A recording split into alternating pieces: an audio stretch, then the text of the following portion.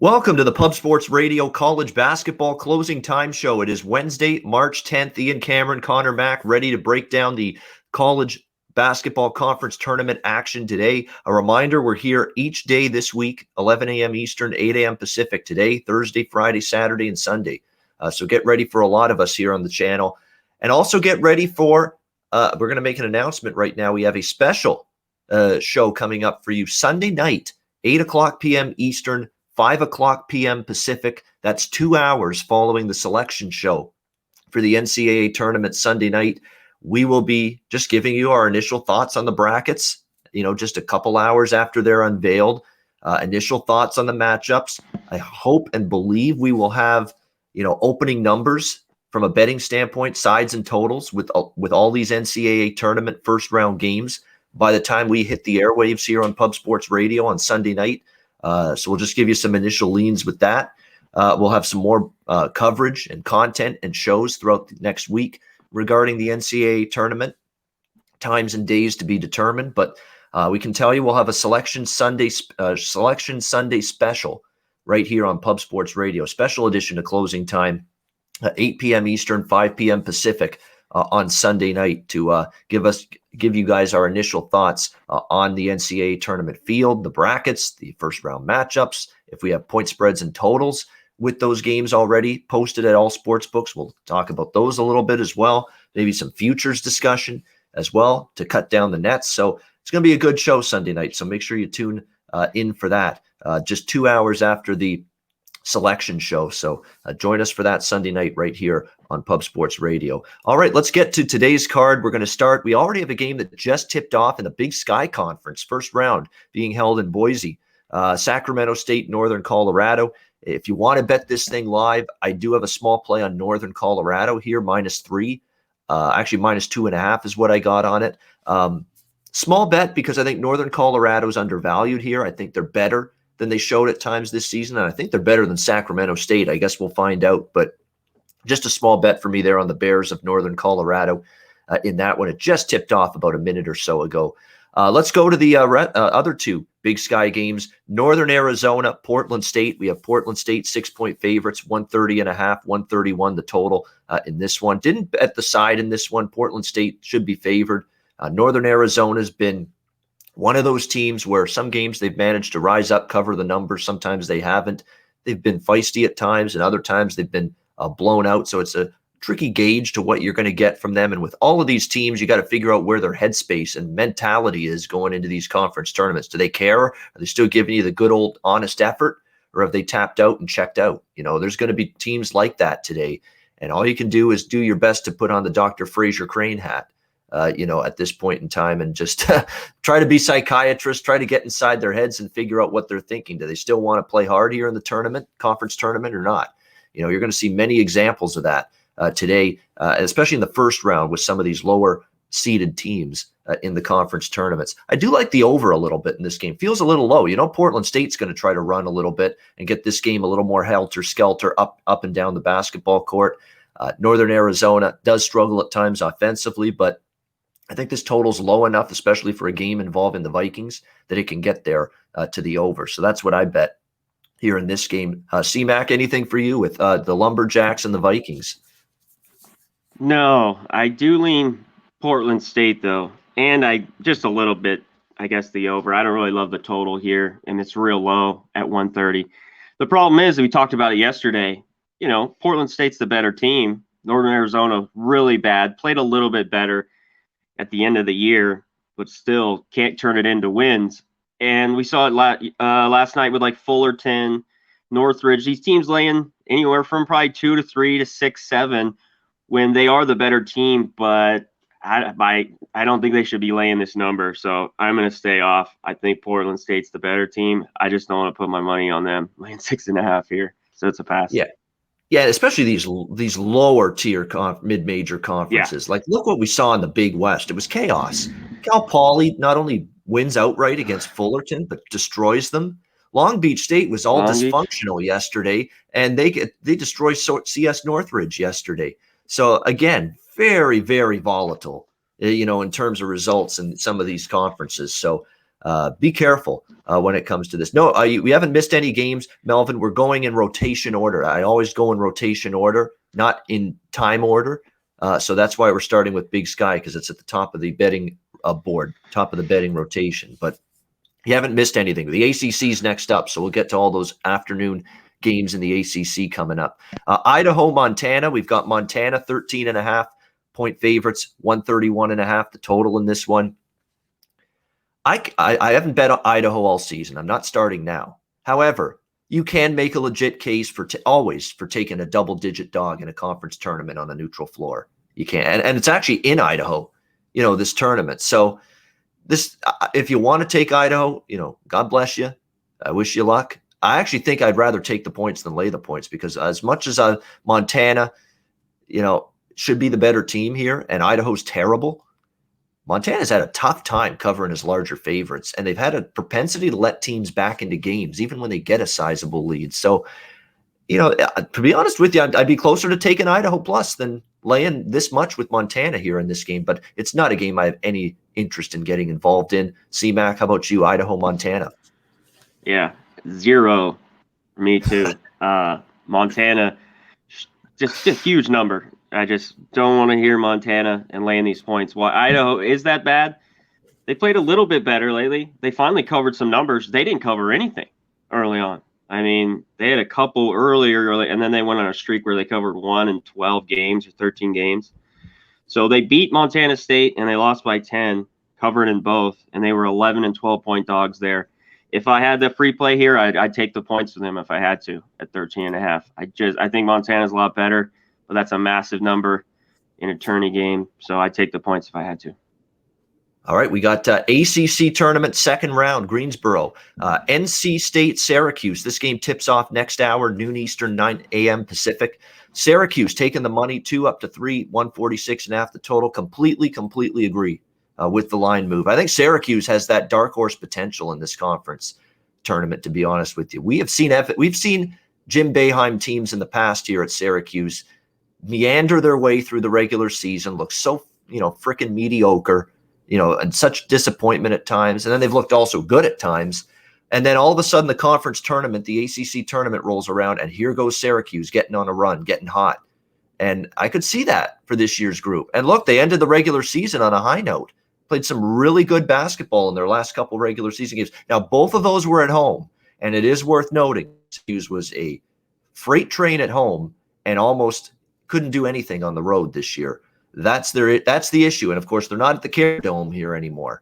But they're not in a true road environment either. They're on a neutral floor. I still think Syracuse is the side here. I think they get past NC State, and I think they've got the potential to make a run here. Buddy Boeheim's playing outstanding. Marek Dolezaj, who's the one guy on this roster that's been there forever, I think he's become more of a force down low, which has been good to see. Their defense has picked up. Gerard, who's one of these guys that they're counting on for offense, has picked up his game as well. Defensively, that 2-3 zone, which at times has been a little bit shaky, they've picked it up. They held a good North Carolina team in check when they beat the Tar Heels, and then they just put the clamps down on Clemson in their last game. Syracuse just completely bottled up that Clemson team, which isn't a very good shooting team to begin with. We'll get to Clemson in just a second when they play Miami. But to me, Syracuse wins this game. Yeah, you could say laying 3, the value's slipping away, but to me, it's still playable at 3. I actually went a safer route. When they were 2.5, I just took Syracuse minus 145 on the money line. Don't have to worry. I don't have to worry about buzzer beaters or fouls late in the game. Just win the game straight up. So at conference tournament time, Conor, I would rather, and I'm more interested in with these small favorites of 3 or less. I'm definitely happier to take the money line instead of laying the points at a conference tournament than say a regular season game, because you get a lot of weird shit late in the game, especially if it's close. Yeah. I don't want to have to worry about that. So Syracuse money line for me. And I certainly wouldn't object to anyone wanting to lay the 3 either. C-Mac, how about you? NC State, Syracuse. Yeah, you're right. Syracuse has played well their last couple. You touched on it, North Carolina and Clemson. It's all about that zone. If you can kind of break it and beat it. I'm worried here a little bit. I like the other side. I like NC State. They've won 5 in a row. They've beaten Virginia. A lot of those other games were Notre Dame, Pitt, Wake, and Pitt again. But I think 3 is close. They lost. The only thing I'm worried about, they lost both games. And Syracuse, like you said, was dominant at the Carrier Dome, but they did win a road game at NC State. I just would rather take the 3 than lay it. But you took it money line, so you cut that out. So either I'd cut that out or I lean taking the points in the game. I think they're very close in talent here. I think the third time playing, it might be a little different. I think they could win it outright, but I definitely take the 3 here at NC State. I am shocked, by the way. I am absolutely stunned that they've played as well as they have NC State without Devin Daniels. I can't believe it. I can't believe really they've done this well without him. I still think at some point it's got to show up that you can't keep doing this without, arguably your best player. But they have, and that's credit to Kevin Keats. Kevin Keats can coach. He's a great coach. He did a great job at Wilmington. That's what got him the NC State head coaching job. And now, he's kept this team. He didn't let them quit. He didn't let them, hang their heads when they lost their best player. All they've done is keep it up, keep playing hard, keep playing well. And you're right, beating Virginia. That's pretty damn impressive. It won't be a walk in the park or stroll in the park today at all for Syracuse in this game. But I do think they'll find a way to get past NC State. Next up, we've got Miami and Clemson. The second ACC tournament, second round game today. Clemson 9-point favorites, 126 the total. Miami lost to Clemson by 1 in one of the matchups against Clemson head-to-head this year. And this is a lot of points for Clemson to be laying outside of Little John Coliseum, where we know this season they've not been necessarily trustworthy. They haven't been consistent away from home this year. Their offense kind of goes in and out of droughts from time to time. And for Miami, look, I know it's a thin rotation. They've been banged up. They've been just crushed by injuries this year. But the way they gutted it out against Pitt yesterday, found a way to win. They're a thin bench, thin rotation for Jim Larinaga. Maybe that shows up second game in as many days.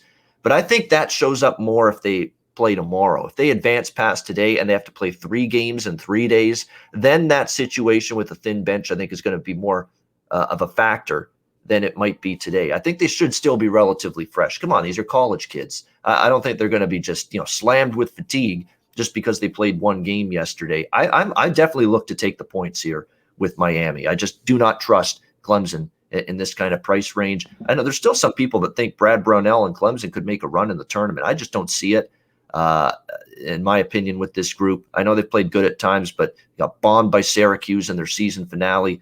I just think it's a few too many points to lay. And the one thing I know I'll get with Miami, I believe, based on what I saw yesterday against Pitt when they kept battling back from a deficit, effort. Team that hasn't, waved the white flag on their season. That's what you want to identify. In that first game, does the team bring the effort? Do they bring the intensity? Do they show a desire and a want to? I saw all of those things from Miami yesterday. And if they give that today, I think they give Clemson a game. So I like Miami here plus the 9. What do you think, C-Mac?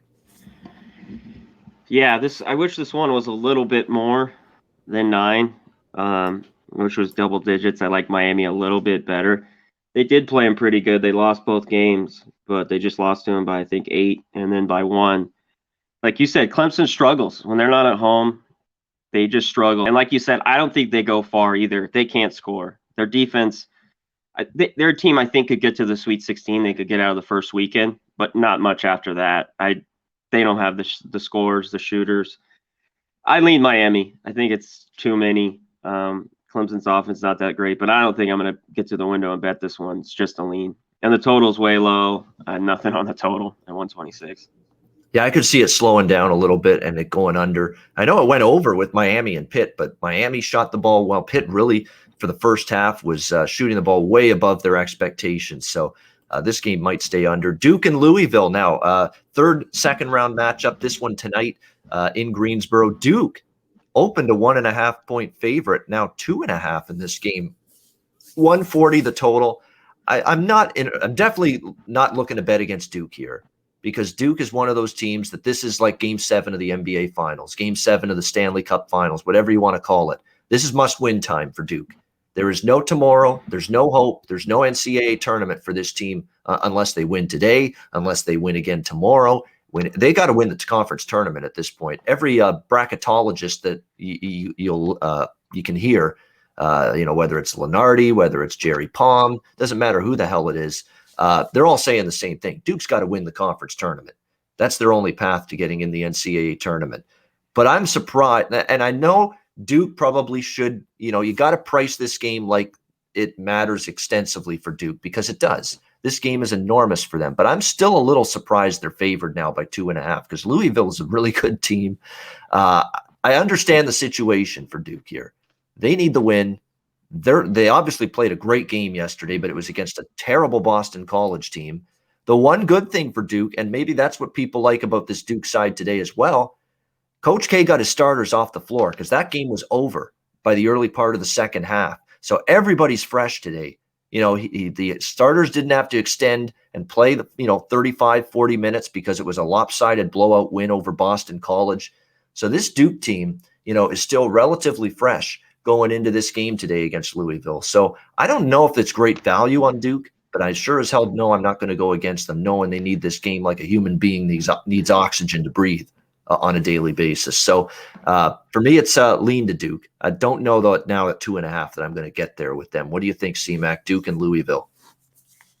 Yeah, I don't know at 2.5 either. All the money's coming on Duke. And like you said, their back's against the wall. I think they'll play that hard. I just thought they shot it so well yesterday. I don't see them shooting it that well again today, because I watched them all year.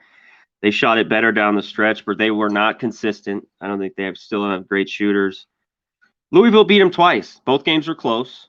So I'm going to take the points with the team that's already beat them twice. I don't give a shit. Suck or not.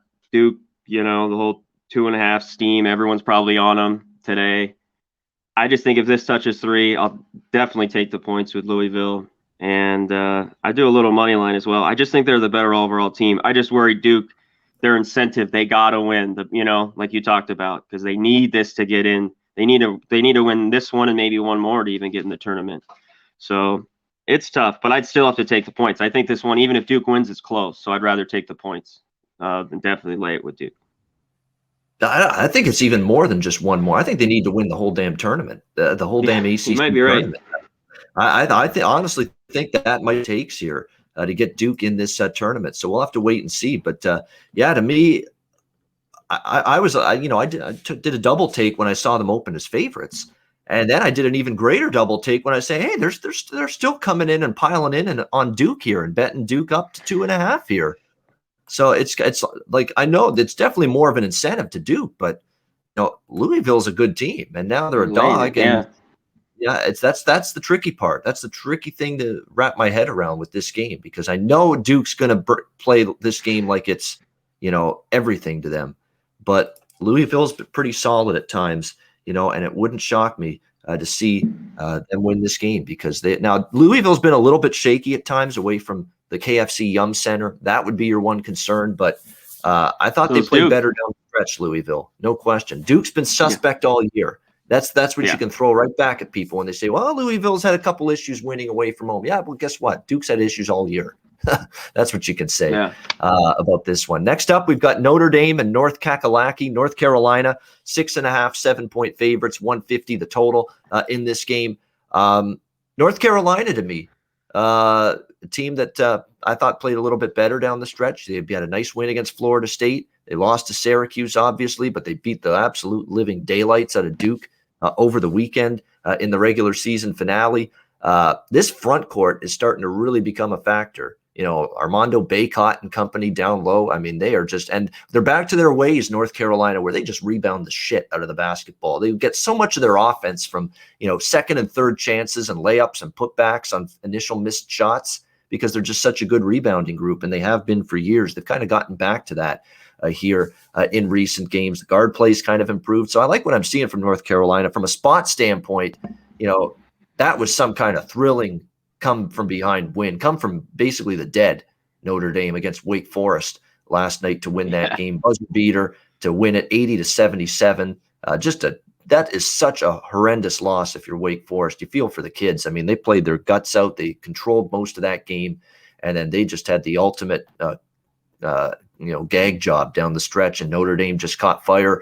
and ended up getting the win. And now you've expended a lot of energy, Notre Dame, to come back in that game yesterday. How much do you have left here today against North Carolina? We'll have to see about that. But the line has stayed put. I thought there'd be some North Carolina money coming in. It hasn't happened. So maybe people think that Notre Dame's got another big effort in them and another chance to maybe ride the wave. Maybe adrenaline kicks in. You had that thrilling comeback. I think Notre Dame first half might be a good bet here. Hang around in the first half, ride the wave of momentum from the big comeback against Wake Forest last night.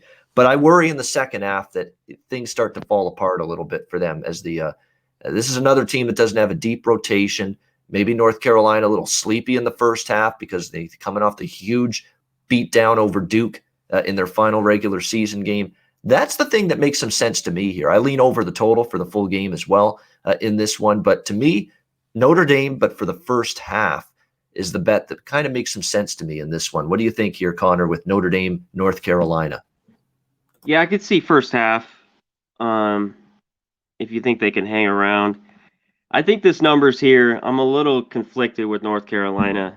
They did that Marquette game. They're laying 9. I took them really all year. And they just get their ass whipped at home. Then they beat Florida State, play well. They lose to Syracuse by 2. And then they just whip Duke's ass. So I don't know what to make of them. I think the number's right, probably where it should be. And that's why I'm surprised. Yeah, I don't think money should be really coming on North Carolina. I'd beware a little bit. I think they're the better team. I think they can pound it inside. I think Notre Dame can hang around. They can get hot and shoot it. I don't know if I like anything about this game. I'd want a few more with Notre Dame. And I want some less, like if this was 3 maybe or so, or 4 with North Carolina. I think I'm just going to stay away. And the total, I'd lean the over. These are over teams, but at 150, that's up there, in a conference tourney game. It's a little too high for me, so I don't think I get there with the total. All right, Metro Atlantic Athletic Conference Tournament at Boardwalk Hall in Atlantic City. This is a second round matchup. Iona, Siena. We have the Gales, 1-point favorites, 137.5 the total. Very impressed by Iona. I mean, they were coming off the layoff. I talked about that. I thought they'd be vulnerable. They weren't. But I think a lot of it was Quinnipiac was just horseshit. I mean, they were beyond bad in that game yesterday against Iona. They couldn't shoot. What were they shooting? 26%. You're not going to win games and hang in games shooting that poorly. But credit to Iona. They played defense. They survived that first game, after the long layoff. And, they just dominated the second half and turned that what was a close game still at halftime. I think it was a 5-point lead for Iona at halftime, and they just rolled from there in the second half, dominated. I worry about Iona being that, like, they've got Rick Pitino there. He's been around forever, knows how to navigate his way through a conference tournament. This team's very talented. They've had a lot of fits and starts and stops this season, pauses because of the COVID-19 situation. But that if this team starts to string some games together, they've got the potential to be as good talent-wise as any team in this conference. They'll be tested here by Siena. Siena is an excellent team. They are probably the team to beat here in this conference tournament, the Saints. This is a pick 'em for a reason. You would think, wow, Siena's the higher-seeded team by a lot here. Iona's the 8th seed in this conference tournament. Why is it only pick 'em? That's telling you all. And why is it actually Iona, believe it or not, a 1-point favorite? Odds makers know what they're doing here. These teams are pretty close from a talent standpoint. And after what I saw from Iona yesterday, I'm not in a rush to go against them here today. It's really tough from a side perspective because Siena has been very solid, capable all season. I haven't liked laying points with them, but obviously you're not laying points with them here. They're a slight 1-point underdog here in this game. Straight pick 'em situation, and I could see either team winning. So it's a pass for me on the side. I think the over's in play because I like Siena offensively. I think Iona's offense gets going today. And let's be honest, Quinnipiac is a terrible offensive team. They have been all season. This is going to be a big step up for Iona defensively. Siena with Jalen Pickett and company. It's a good offensive team. Carmen Massarello's done a good job with that group, coaching it. We know Pitino on the other side, pressure style. It didn't show yesterday, but I think the pressure gets ramped up today, second game. Get those easy buckets, quicken the pace. Total's reasonable here, 137.5. I like it over the total here. What do you think, C-Mac? Siena taking on Iona. Yeah, I think the total's a little low. If Iona is shooting it well and Siena's just shooting it pretty good, yeah, this will go over, I think. I think it's just a pick 'em too, but I think, like you just mentioned, Iona's they're gonna feel a little more pressure today than that easy blowout win. That this one's gonna be more of a dogfight. I wish it was a couple more, but I'd lean a little bit to Siena. They're always laying points every game that they're in. And they only lost one to St. Peter's, and that was by 6. And St. Peter's shot it well that night. I watched that game earlier this year, January 22nd. So I'd lean Siena just a little bit. I don't know if I'll bet it, but that'd be my lean, is Siena and the over. Yeah, I think there's a short in my camera connector. It keeps on blinking in and out here. So hopefully we don't lose the video altogether. But that's all right. You can still hear me. That's the good news. But so you like the over as well? Yeah, I do as well. And like I said, this is a good game. I'm looking forward to seeing this one. I really am. This is actually one of the games I'm most excited to see, Siena and Iona, because Iona's better talent-wise than an 8 seed in this conference. But they didn't play as many games, and they got penalized for it. The conference said, we're not going to put you guys with your record with less games played above these other teams in this conference. That's why you're an 8 seed. But there's more talent on this team than an 8 seed. No question about that. Oh, yeah. And because it's Rick Pitino, and even though it's a Metro Atlantic school, kids get excited in those, New York areas, that Northeast area, to play for, a guy with the track record as a head coach that he does. Throw the the stuff, the scandals and all that stuff that he was involved with. There's still those kids out there that say it's Rick Pitino. Be kind of cool to play for him, and that's why Iona's got a lot of talent, and they've been able to recruit, and they're going to probably keep recruiting pretty well these next couple of years. They're going to be the team to beat probably in this conference for the next few years, as long as Pitino's there. Next up, we've got Fairfield and Monmouth. We've got Monmouth 8-point favorites, 140 the total in this game. Disappointed with Manhattan, because I was on Manhattan against Fairfield, and they controlled the first half. Things were looking so good for them. And then after that, the wheels to make a shot. They fell asleep, or I don't know what it was. And Fairfield had maybe the best, and Fairfield is a brutal shooting team. And they had probably the best offensive half they've had all season. It had to have been, because they just don't normally shoot the ball that well. And they just came roaring back, forced overtime, and then Fairfield just barely pulls it out in overtime against Manhattan. But an overtime game, a team that shot uncharacteristically well. What goes up must come back down. I'm not saying I'm rushing to lay 8 with Monmouth, but that would be the preferred side for me. I do not want to trust Fairfield here. A bad offensive team, and Monmouth is a good offensive team. So if Fairfield doesn't bring it defensively, because they had to go to overtime and they're a little worn down today, and Monmouth gets their shooting stroke going, Fairfield's not going to have the offense to come back through the back door. So this to me looks like Monmouth would be the side for me. I haven't bet it yet, but I do lean to Monmouth here, -8. What do you think here? Fairfield, Monmouth. Yeah, I'd lean there with Monmouth. If they shoot it well, and Fairfield, like you said, they're not a good shooting team, and their shots aren't going down, I think Monmouth covers here. I don't love it, though. I just don't like these teams, Portland State, laying these numbers like this, not in a day like this where we have other games. I lean Monmouth, but not at 8. I don't love it. But they definitely could shoot it better. They have the better shooters. Free throw line, I think they're a lot better. Fairfield can play some pretty good defense at times, though. So it should be interesting, because Monmouth scores a lot. They get up and down. And Fairfield, not a good shooting team, as we mentioned. So it should be interesting. I'm going to stay away. All right, we've got the Mountain West Conference Tournament. Thomas and Mack Center in Conor Mack's neck of the woods here. We got to call it the Conor Mack Center in Las Vegas. That's what we should be calling it. But we've got San Jose State and Wyoming. First of the first round games today in the Mountain West. Wyoming 12-point favorites, 150.5 the total. So here I was coming into this game thinking, if Wyoming's single-digit favorites, I'll probably lay the points with Wyoming, because I love Jeff Linder. I know as a head coach. I know this team's had the start and stop, inconsistent up and down season, but Wyoming can take care of the dregs. But the odds makers did their job here, and then some, because I thought Wyoming would be 9.5. They're 12 in this game. And now I'm not laying this much with Wyoming. I don't care how much I like the head coach and how much I think there's upside with Wyoming in the long run with him as the head coach of this program. I just can't lay this much with this team. They've still been erratic at times, but I'm not at all making any sort of case for San Jose State. I am not doing that. Wyoming would be the lean, but it's just a few too many. I didn't want to lay this much. Simple as that. I know it's a high total because Wyoming's not good defensively. San Jose State's terrible defensively, and they play pretty fast. But, boy, 150.5 in a early start. That's 11 a.m. Pacific locally. This game starting in Las Vegas. I don't know. Those are tricky to bet overs. That high of a total with an early start that early on the body clock locally. So pass for me. What do you think, C-Mac? Yeah, they didn't play during the regular season. And Wyoming's not a team you want to lay points with. Against the other bottom feeders, Fresno and New Mexico, they won by 9 and 12. It's just, like you said, the odds makers, it's too many. If this was, if I saw 8, I would definitely be on Wyoming. But at 12, no value here.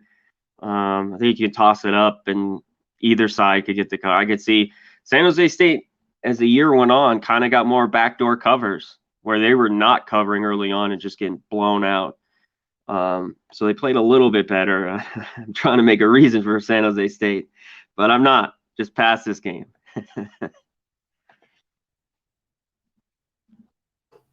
I agree. That's the best thing to do is definitely move on to the next one. Yeah. I do have a bet on this next game, Air Force and UNLV. We've got UNLV 12-point favorites, 127, 128 the total here in this one.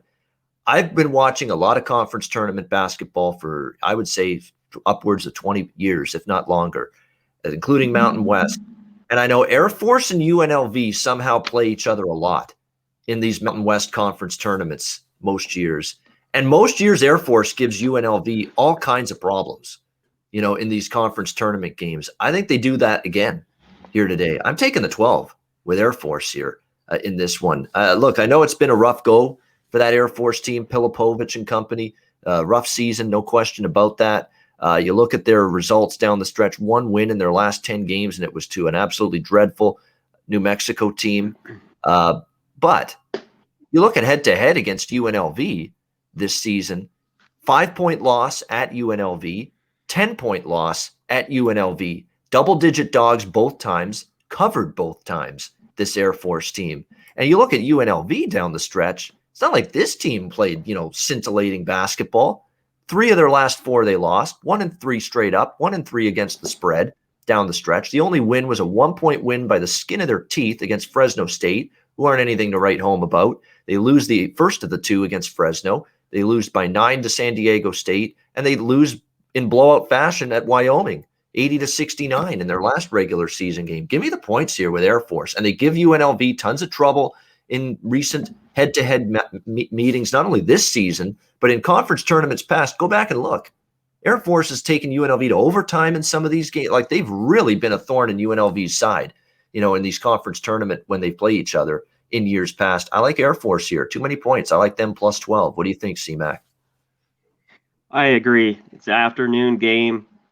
Air Force is not good, but this is too many with UNLV. It's just way too many points.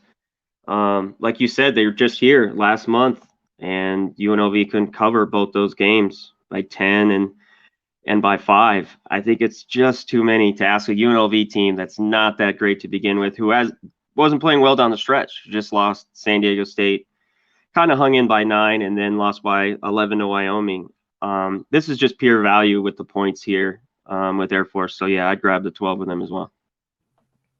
All right, next up, we've got New Mexico, Fresno State. Fresno minus 6.5 to minus 8.5 now, 127.5 the total. Yeah, at 6.5, I'm interested in Fresno. At 8.5, no. Not in a conference tournament, not in a neutral court. They're not that good, Fresno. New Mexico is unbackable. I cannot take New Mexico. I will not take New Mexico, but not 8.5. Not that many to lay with Fresno. I'm not involved in this one. C-Mac, how about you? I'm not involved either. I'm not going to lay with Fresno. They are better, but they just shouldn't be laying 8.5 points. If I had a little bit more faith in New Mexico, I'd take this. But that's a team I haven't backed really all year either. I think I've played them once, and I think you haven't at all. So I have no faith in New Mexico either. So it was a pass for me. All right, we got Marquette and Georgetown. Big East tournament starting today at MSG, the Mecca. We've got Marquette 3.5 point favorites, 144.5 the total. If you believe in current form and teams that are a little resurgent, believe in Marquette. I mean, finish the season strong. 4 of their last 5 they won. Good form. I understand why they're taking money, and I agree. I don't think Marquette's the side here. I would look to lay the short number with them. I mean, I don't trust Georgetown necessarily here. They didn't play well down the stretch. They've definitely had their share of issues.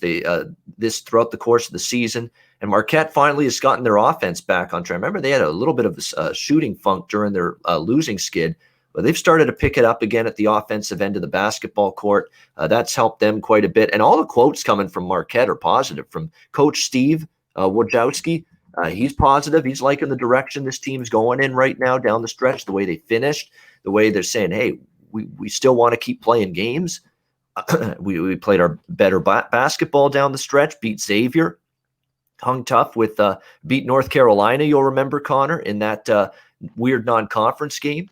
Beat Butler handily on the road. They've covered 5 of their last 6 games, 5-1 ATS, their last 6. Meanwhile, you look at Georgetown, they beat a bad DePaul team.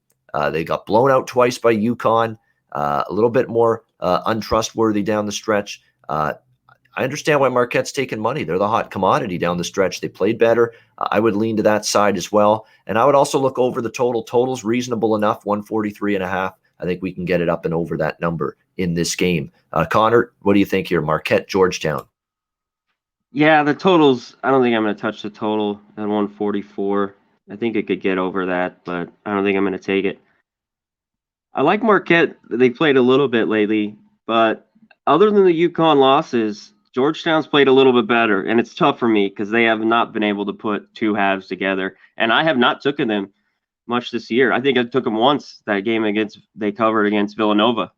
They just backdoor covered, but I'm leaning with them, taking plus 3.5 here, especially if it hits 4. I think this game could be close, so I'd rather take the points here, plus 3.5, than lay it with Marquette. So give me Georgetown plus 3.5. All right, next up we've got Big East again, Madison Square. That game, by the way, Marquette, Georgetown, noon Pacific, 3 p.m. Eastern, early start. So make sure you're aware of that. Butler, Xavier, 6.5 point favorites, 133 the total in this game. Butler's really starting to, you get concerned about who's exactly going to be available to them. They've obviously been a team that's had to overcome just a ton of injuries all season long throughout the course of the year. We'll have to see who's available for them today, but definitely issues. Bryce Enzai is questionable with an ankle injury. Hodge is questionable. Aaron Thompson, again, out for the season. He got injured about a week or so ago. Just unfortunate. And you saw without him, first game, what are they, blown out by Creighton? Now, Creighton's good, but 93-73, non-competitive. I don't know. Butler, with all the injuries now, Aaron Thompson out again. Bryce Enzai might not play today. That's an issue here going up against Xavier. Could be very shorthanded. Too many injuries for me to back them.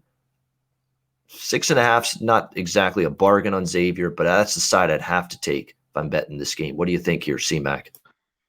Yeah, I want nothing to do with this. If I had to do a free bet, I'd lean it Xavier, but at 6, not at 6. So Butler dealing with all those injuries, I can't do it, especially those guys are out. I want no part. They have a tough time scoring anyways. So I just pass this one. All right, next up, we've got the third and final game in the Big East tournament today, DePaul and Providence. Providence, 7 point favorites, 135 the total. DePaul's not backable for me, not at all. Not at all. Ed Cooley and Providence, what do they usually do? They win their first conference tournament game. They've done it for like 5 or 6 years straight. First conference tournament game, they win, and in most cases, they've covered. Now, in a lot of these cases, they've been pick 'em or an underdog. Not necessarily a big favorite, but I'm laying it here with Providence. I don't normally do this in a conference tournament, lay 7 or more, a bigger number. I think DePaul is just ready to tap out. They have a new AD. He's not happy with them being a miserable team in the Big East. The coach is on the hot seat. He may not even be back next year, Dave Lato. Players, have just the efforts waned a little bit for DePaul down the stretch. they might just be ready to call it a season. Providence, not so much. And I don't know how they're going to score DePaul in this game. Providence is still a pretty solid defensive team, and DePaul's just had a huge trouble putting the ball in the basket down the stretch. So the under makes sense, but I'm going to lay the points here with the Friars. I think DePaul could be just asking to get just crushed in this game if recent performance is any indication. C-Mac, what do you think? DePaul, Providence? Yeah, I like Providence here. I just can't lay 7 with them. I think they win this game. I just think it's too many points that I wanted. DePaul isn't very good, but they somehow been able to sneak in and cover some numbers. This was a pass, but I like Providence. I liked them the last couple weeks of the year. I thought they played pretty well. I think they could get the cover. I just don't want to lay 7 here today, so I lean with them. All right, Pac-12 tournament again, right in the backyard of Conor. T-Mobile Arena, Las Vegas, home of the Vegas Golden Knights as well. The Pac-12 tournament invades T-Mobile Arena, which is why Vegas is on a road trip right now. The Golden Knights, that is. Next up, we've got Washington State, Arizona State. Arizona State, 1-point favorites, 144 the total in this game. This is one of those games where if you look at this point spread before this regular season, you're saying, what on earth is Arizona? Arizona State's only laying a point in this game against Washington State. But Arizona State's been arguably the biggest underachiever, one of, in college basketball this season. Like, they just have not lived up to expectations. They're right up there with Duke, Michigan State, Kentucky, all of these teams that have miserably underachieved. We like Remy Martin. He's a great player. Christopher is good. They've got talent there, but to me, they've just Bobby Hurley, to me, his stock has dropped. You want to talk about stock you don't want to invest in. Bobby Hurley like that. I think he's been an overrated coach, especially when you see Buffalo after he left there to get this job. Buffalo kept on being a good program with Nate Oates after Bobby Hurley left. Buffalo kept on being a good program, beyond that. They've got injuries as well. Arizona State going into this game. Kyle Smith, to me, is an up-and-coming coach. You know how much I've raved about him for Washington State. I think he's a good, young, brilliant, good mind, up-and-coming coach who's done a good job with this group. Bonton, his status is questionable every day, so you got to just deal with that when you're handicapping a Washington State game. That Isaac Bonton is just going to be questionable every game. I'm going to take Washington State, better coach, in my opinion. And maybe Arizona State does flip a switch somehow, and they overcome just a shabby, disappointing, underachieving regular season. You always worry about that, but you got to win the first one. And I got to see a sign of Arizona State actually flipping the switch. I don't necessarily believe they will. I like Washington State here getting the 1. And I think the total for an Arizona State game that doesn't play a lick of defense half the time, it's reasonable enough at 144 to get the game up and over the total. What do you think here, C-Mac, with Washington State, Arizona State? Yeah, the minutes restrictions on Bonton, even if he does play. I definitely know about that. But anyway, they've won without him too. It'd be nice to have him in there. But to me, this is more of a fate of Arizona State. Don't trust them. Washington State's been better down the stretch. I like Washington State. I like over the total. How about you, C-Mac, Pac-12? This one's really close. Arizona State just got doors blown.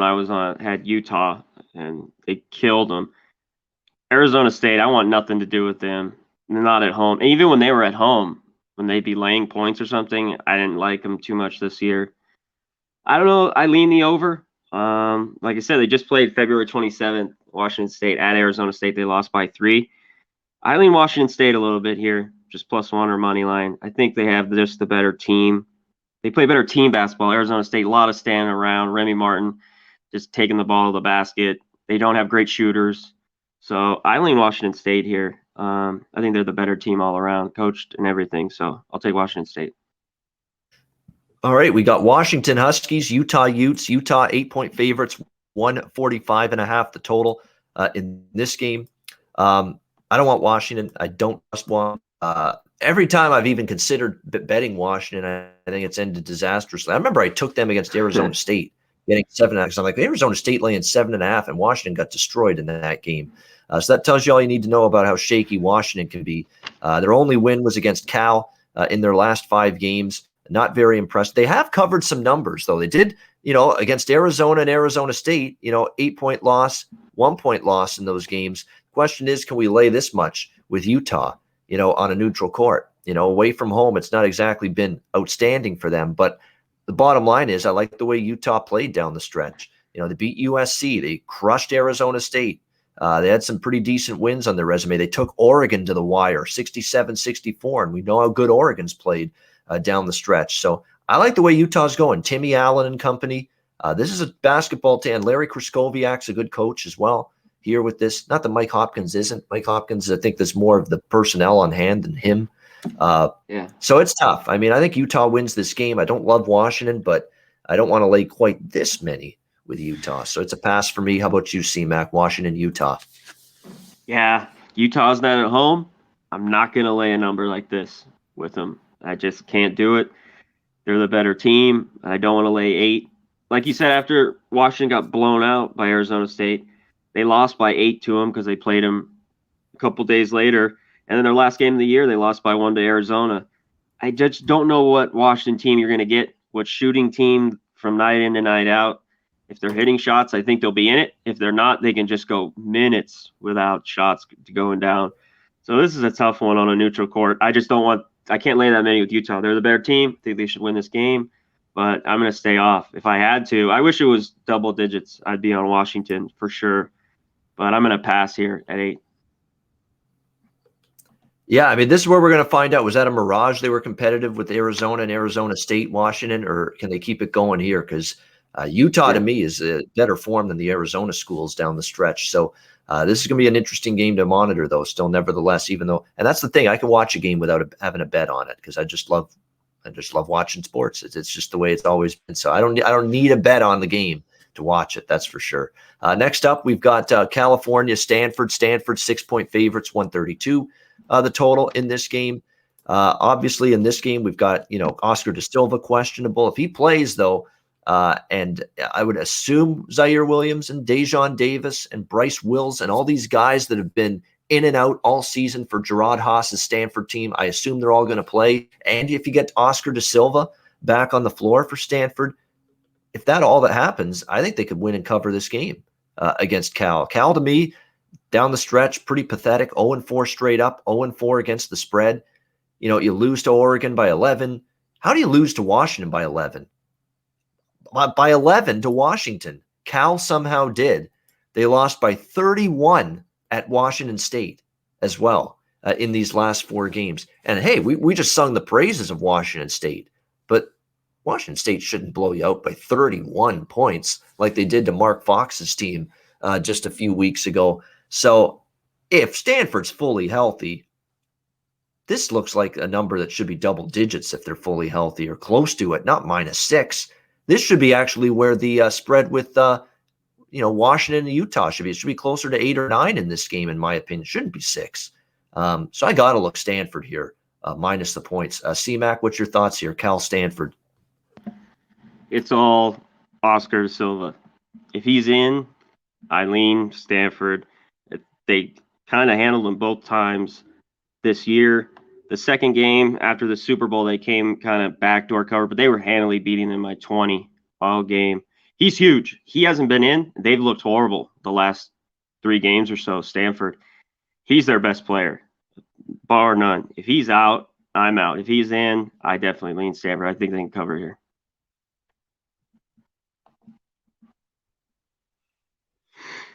Yeah, it is true. Night and day difference with this team, no question, between Silva being in, Silva being out. Pac-12 tournament. Look, Pac-12's not been a great conference for the last few years, but it's a tournament worth watching because you're going to get Bill Walton for the last time this season on television. Him and his buddy Dave Pasch there working the tournament like they always do on ESPN. So you're going to get him here. The Conference of Champions full of prosperity, humanity, generosity, and dedication. Thank you. There's Bill Walton in that. All those words. It's like, oh, come on, take it to the basket, please. He always says that a lot too. Please, yeah. Oh, come on, what kind of shot? What kind of call is that? Please, yeah. Freaking Bill Walton kills me on those broadcasts, but yeah, he'll be there. As always for the Pac-12 tournament there. A Big Ten tournament now, Minnesota, Northwestern. Yeah, Northwestern's favored in this game. 1.5-point favorites, 140.5 the total. And I think they probably deserve to be favorites because Minnesota's got injuries galore. Marcus Carr's been looks like he's been playing on one leg in the games that he's been playing down the stretch. It's been a rough time of it, injuries. And again, here we go again with Minnesota. Is this game in Minnesota? No, it is not. So what does that mean? It means I'm not betting Minnesota. That's what that means. I mean, we know how bad it's been for them away from home. I can't say I'm in a rush to lay with Northwestern, but I got to look Chris Collins' team here, Northwestern, if I'm betting this game. What's your thoughts, C-Mac? Mini Northwestern. Pass. I get it. They just beat them. And the weird team. They won their first 2 or 3 conference games and then just won their last 3. I lean with them. I get it why they're favorite, and I want nothing to do with Minnesota. So on a free play, I take Northwestern or nothing. Minnesota is just the injuries have just got to him. Carr's kind of hobbling around out there trying to do it all on his own. So it's a pass for me. It's Northwestern or nothing. And the total, I think you could get there at 140. Northwest, both these teams can kind of score. I think it needs to be a bit lower for me to take the over. So I'm going to pass on the total as well. Yeah, well, Boston Nick, hope you're feeling better. I know you're like Conor. You're a little under the weather today. What is it, a Vegas flu or something going on today in the city? But hopefully you're doing good and doing better. Next up, we've got Nebraska, Penn State. It's the second Big Ten tournament first-round game tonight. Penn State 6.5-point favorites, 145.5 the total in this game. Nebraska just beat a couple of who did they beat on the weekend? They came back to beat someone, I believe. Over the weekend, and they played really well in that game.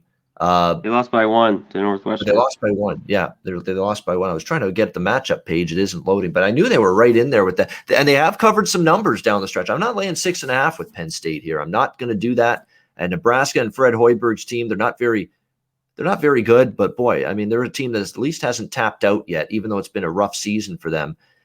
Maybe they bring it here in this one, Nebraska plus the points. I'd lean that way. I think the game can get up and over the total. Penn State's defense has been kind of very shaky of late. Nebraska playing an up-tempo pace as they have all year. Total reasonable, 145.5. I think it can get there over the numbers. So the over's the way I would prefer in this game. What about you, C-Mac? Nebraska, Penn State. Yeah, I like Nebraska a little bit here. They went to Penn State, beat them. They they hadn't won in forever. They won 62-61. And then they just lost, which is more indicative, I think, is a higher scoring game, like you just talked about, 86-83. I don't get it. Penn State is a little bit better, but it's another team. I don't think this is too many. They should not be laying 6-7 points here. It's not my favorite look, but I definitely lean Nebraska. I think it's too many points. I think it's just a good value number on taking them. I think they keep it close. They obviously know they can play with them. They beat them once, barely lost. So I lean Nebraska here in the 6.5. All right, next up, we've got Conference USA Tournament, second round at Frisco, Texas, the Ford Center. Charlotte, UTSA, meet. We've got the Roadrunners, 4.5, 5-point favorites here. The total, 138.5 the total in this game. If it's a UTSA game and the total's below 140, it's an auto over for me. Auto over. This team is extremely fast-paced, great backcourt. Not very reliable defensively.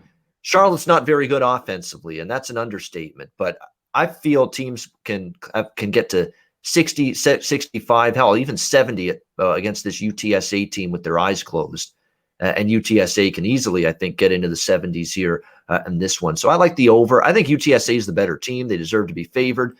But I always get a little leery of laying 5 with this group away from home. And, with their defense sometimes a little bit flighty. I think they're the better team and they win. I don't just stop short of laying 5 with them, but I do like this game over 138.5. Total looks a little low for a Roadrunners game. What do you think here, Conor? It does look a little light. I agree with you. Same thing. I think the Roadrunners are better. They're not at home. I don't want to lay 5 with them. I think they win here.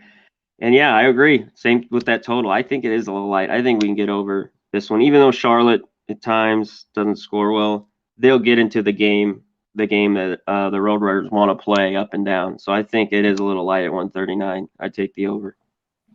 All right, next up, we've got Rice and Marshall. Marshall, 9.5, 10-point favorites, 157 the total in this one. That's a lot of points to be given Rice. I kind of lean Rice a little bit. Marshall is definitely, a good team in this conference. Dan D'Antoni's done a great job. I remember took him to the tournament, a couple of years ago.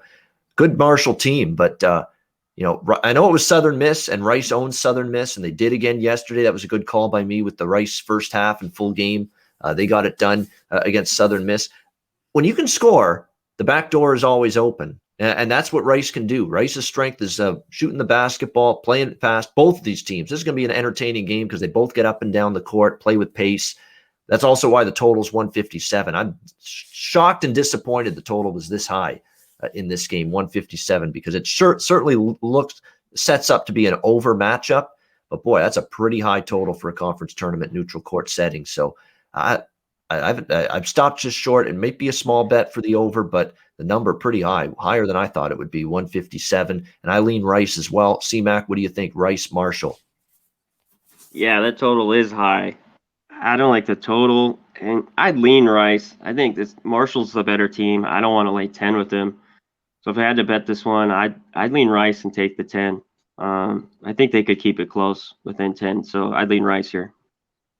All right, next up, we've got UTEP, Florida Atlantic. Florida Atlantic, UTEP, I should say, 4-point favorites, 136, 137 the total in this game. I think when you look at it, UTEP should be favored, but not this much. I kind of like to go against this line move now with FAU +4. FAU's been decent in the underdog role throughout the course of the season. Total seems a little bit light as well, but I like the side a little bit more. I do think in this matchup, Florida Atlantic being a little bit too much disrespect here against a UTEP team that's good defensively, but again, offensively, it's not always sharp, crisp for the Miners. So I'm not mining for units today. Well, I am mining for units, but I'm mining for units against UTEP today. I like FAU here, +4. What do you think, C-Mac? UTEP, FAU? Yeah, this is a tough one because UTEP's played well down the stretch, and FAU has done pretty well. I lean with them taking the 4 here with Florida Atlantic. I don't know if I can get to the window though. It's a tough one. It'd be take the points or pass here with Florida Atlantic. All right, next up, we've got Middle Tennessee State, North Texas. North Texas laying a massive number here, 16-point favorites, 126 the total in a conference tournament setting. Out of principle, this is a hold your nose bet because Middle Tennessee State's just horrendous, but I got to take a little +16. Whenever you get a team that's laying this many points, in a neutral court setting like this, look at all these examples we've had this year with Colgate and with Belmont and so many Liberty against Kennesaw State, so many examples of these teams laying 15, 16 or more points and not being able to get the point spread cover. That's just a lot of points.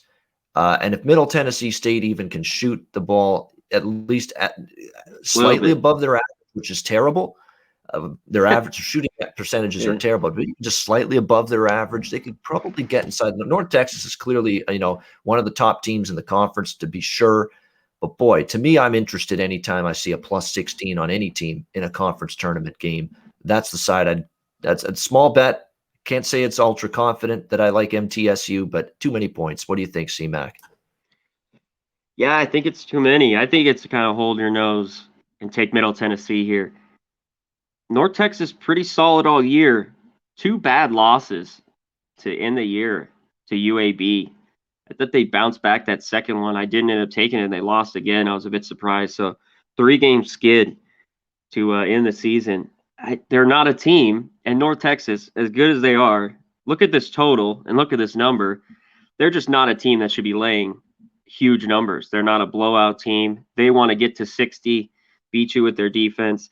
And like you just said, if Middle Tennessee just shoots it decent today, I think they cover this number. So I would take the 16, hold your nose, take the 16 with Middle Tennessee.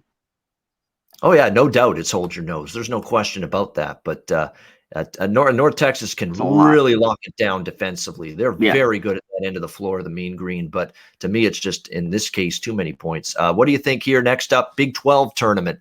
Kansas State, TCU, first round, always T-Mobile Center in Kansas City. That's where this Big 12 tournament has been for as long as I've been watching it. TCU, 3.5-point favorites, 127.5 the total in this one. I lean to K-State. It's two teams that are just not that good.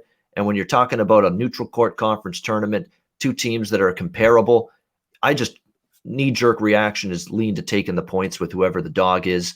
In this case, that is Kansas State. So I do lean a little bit to them here in this game. Don't know if I'll bet it, but that's definitely the lean for me. I'm not laying points with TCU. That much I know. C-Mac, what do you think? K-State, TCU? Yeah, I got to lean with K-State in the points.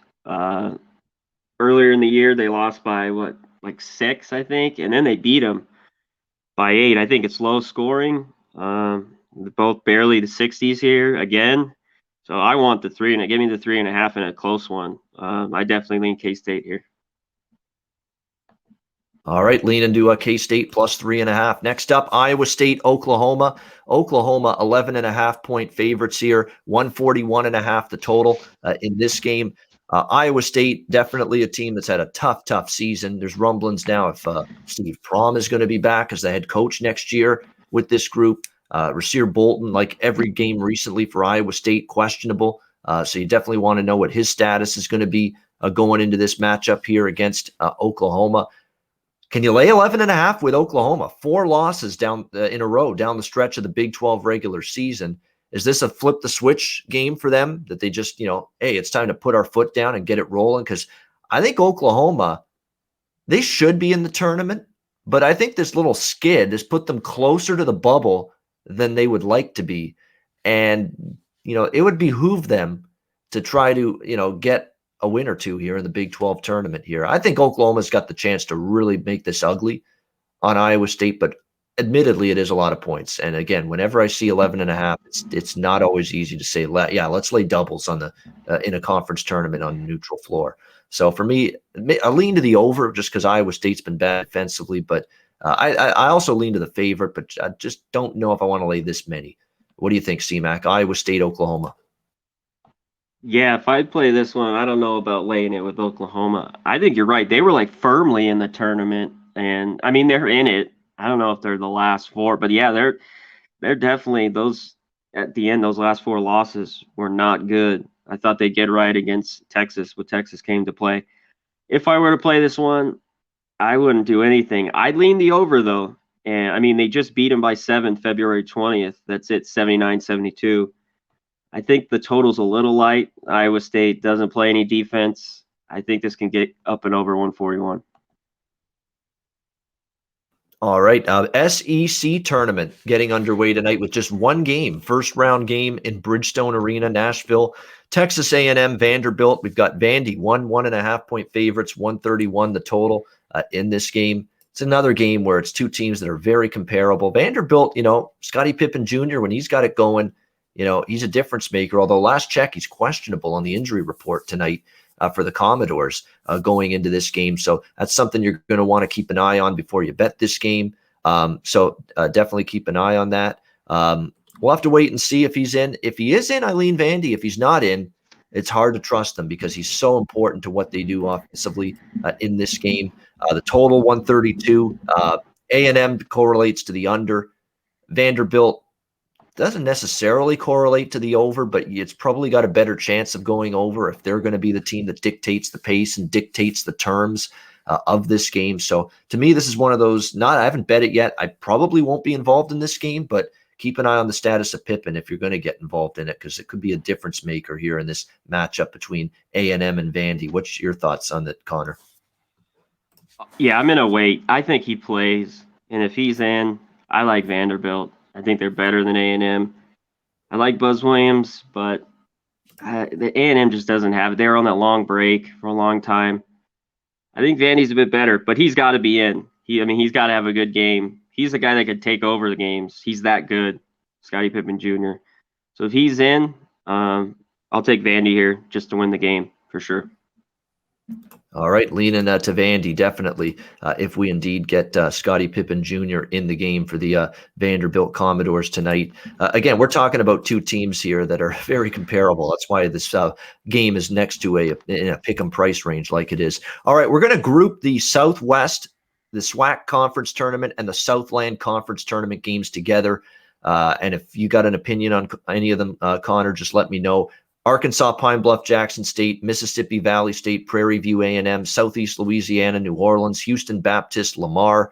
I can tell you, I like the over in the Mississippi Valley Prairie View game, and this is another hold your nose. I've got to take 26.5 with the Delta Devils, Mississippi Valley State. I know Prairie View A&M's just rolled this conference this year, but that's a shit ton of points in a conference tournament setting. That I would have to look a little bit here to the plus 26.5. Southeast Louisiana, New Orleans. I like Southeast Louisiana plus the points in the over. And look, Houston Baptist, I'm kicking myself that I didn't bet the over last night with Incarnate Word. I was kind of worried, but I said, man, that's a low number for a Houston Baptist total, mid 140s, and it got over the total. So I'm not making that mistake again. I'm getting involved in the over with Houston Baptist tonight against Lamar, 144.5. So the SWAC and the Southland Conference, Connor, did you bet anything in those two conferences tonight?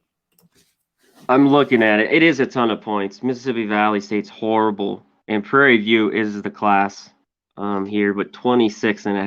I don't know I'll get there, but if I had to, I'd take the points. I like Southeastern Louisiana a little bit. Catch it 5. I think New Orleans is a little better, but at 5.5, I think that's too many. And I like the over there. New Orleans plays to the 80s. Louisiana plays that way too. Yesterday didn't get there. I was a little surprised with McNeese, but I think it gets over 148. And the other one, nothing on that one. I think Lamar. I just don't like laying 5.5 with them. Nothing on that one. All right, we'll wrap up with the Patriot League tournament semifinal action. These actually should be two pretty good basketball games here. Loyola, Maryland, the Greyhounds, and Army, the Black Knights. Army up from 1.5 to 3, total 137.5 in this game. I think Army wins, but I'm getting the butterflies in my stomach wanting to lay 3 with Army after the line move up on them, because Loyola Maryland's win against Navy was impressive. Navy was right there with Colgate, one of the top teams in this conference. And sometimes when you see these teams that upset the higher seed, like Loyola Maryland did against Navy, you worry they catch lightning in a bottle and they just get on a roll and maybe can win this tournament or at least get to the final. And I don't want to bet against maybe this momentum that Loyola Maryland might have after beating Navy, especially with them getting +3 now in this game. So that'll keep me off Army. I think Army wins. I think Army's the better team, but Loyola Maryland, don't discount what they did against Navy. That was an impressive win for them in the quarterfinal round. This total does look short to me, though. That is the bet for me in this game is over 137.5, 138. I do think it gets over that number. It's already moved up from 134. I thought that number was way too low. Army is going to push pace. I think it gets over the number. What do you think here, Connor? Loyola Maryland and Army. I like Army, but it's just moved. Wow, it's moved a point and a half. Just about an hour and a half ago, 2 hours ago, it was 1.5. I lean them. Loyola played well against Navy, their third time playing. It's just a lean. I don't know if I get there. I don't know if I want to take it money line and lay the juice in that one. And the other game, I like Bucknell. I think it's too many points. I know Colgate is really good, but they haven't played many teams all year. I think it's too many points in the conference game. So give me Bucknell plus 11.5. Yeah, definitely to me, I'm looking at Bucknell as well. Absolutely, I am. Bucknell plus open 14. They're down to 11.5. They just got their team fully healthy a few games ago, and since then they've looked like a different group. And I know Bucknell is not the team they've been in the past, but now they're fully healthy. And look what they did on the weekend. Bucknell, Lafayette was a good team, the Leopards, and they ended up beating them and controlling the game, especially in the second half. Pretty much dominated that game and pulled away in the second half. I think that's a Bucknell team that they're being power rated and priced like their full season, based on their full season stats and their full season record, and obviously an inconsistent year.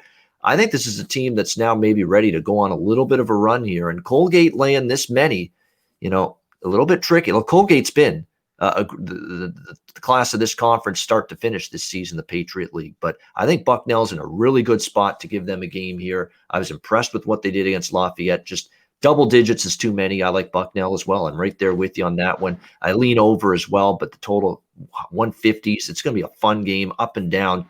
A lot of pace here on both sides.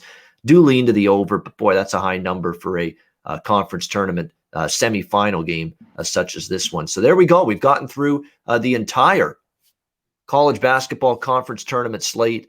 Great stuff, Conor. Great analysis. We're ready to break it down. Ready to give you our best bets in just a second. Before we do, though, Conor, any word from our sponsors today? Yeah, March Madness. You got to have multiple books to get the best numbers, especially early on in the morning. Late at night when these come out, go to mybookie.ag at promo code PUBSports. You get 50% off your debit or credit, 100% off the Bitcoin. Use the Bitcoin, put in $1,000. You get $1,000 or a minimum of 100. Put 100, you get 100. Mybookie.ag at promo code PUBSports. And go to manscaped.com. Get the tree trimmer 3.0. Keep everything shaved. It's got a flashlight. Keep everything cleaned up in the undercarriage, everything everywhere. You won't get nicked up. Manscaped.com, 20% off. Get it. Promo code PUBSports. I've had a really good March. The one thing that hasn't been good is the best bets for me recently on the show. We've hit a tailspin. Remember that incredible run? I think the run is still at 16-8, I believe, in the last 24 for me with the best bets. But I think it was 16-3, and now we've lost 5 in a row. So we got to try to turn that around. And last night with Northridge, it's embarrassing to have a best bet dead wrong like that. But nevertheless, we'll see what we got in store for best bet today. Conor, I'll let you have the floor. You're starting to get it rolling here with best bets. What do you like tonight? I love the one we just talked about, Bucknell. But I'm going to the big game. Let's go to the big one. Screw Duke. I want the better team catching points, and especially if this touches 3. I like it at 2.5. Give me Louisville. Even if they lose, I think this game's close. I don't think they get blown out. So give me Louisville in the plus 2.5. All right, Louisville plus 2.5 for Conor Mack, his best bet. It's funny you mentioned Bucknell because that's mine. Bucknell plus 11.5 against Colgate would be my best bet. I really like the situation. They're fully healthy. One of their best players came back a couple of games ago, and it looks like a different Bison team. And let's not forget, Bucknell's got the history and the pedigree. This is a team that's usually been in the top teams in the Patriot League. They kind of underachieved this year. They're healthy again. Best players on the floor again. They played like it. Impressive win against Lafayette. I think they keep this game closer against Colgate than this point spread indicates. Colgate's for brushing teeth. It's not for covering big spreads like this. For brushing your teeth. It's not for covering big point spreads like this. Let's go with Bucknell here, plus 11.5 against Colgate. That is going to be the best bet for me on this college basketball closing time show. And that'll wrap it up. Oh, a reminder, we are back later today, 4 p.m. Eastern, 1 p.m. Pacific, NBA closing time show. I hope you guys didn't forget about it. It's back today, later on, 4 p.m. back. 1 p.m. Pacific. It'll be Conor. If he's no, wait a minute. Sometimes you're not around. Are you on the show today, or are you going to take day off? No, just ski. All right, just Ski and I. All right, good stuff. Because we had Conor join us last Wednesday on the show because it was the last day before the All-Star break. But yeah, normally he doesn't join us Wednesday, so it'll be Ski and I today, 4 p.m. Eastern, 1 p.m. Pacific. We'll break down the 2 games tonight, and we'll also break down the Thursday NBA card as well. We'll do that. We'll do both days on the show today with Ski and I. Since we only do the NBA show Monday, Wednesday, Friday, with only 2 games tonight, we might as well break down Thursday's card as well on today's show. So join us for the return of the NBA closing time show, 4 p.m. Eastern, 1 p.m. Pacific. Ski Prophet and I will break the NBA card down for the next 2 days on that show. For Conor Mack, I'm Ian Cameron. Have a great Wednesday. Enjoy the games and good luck. We'll be back tomorrow, 11 a.m. Eastern, 8 a.m. Pacific, for another edition of the Pub Sports Radio College Basketball Closing Time Show. Peace.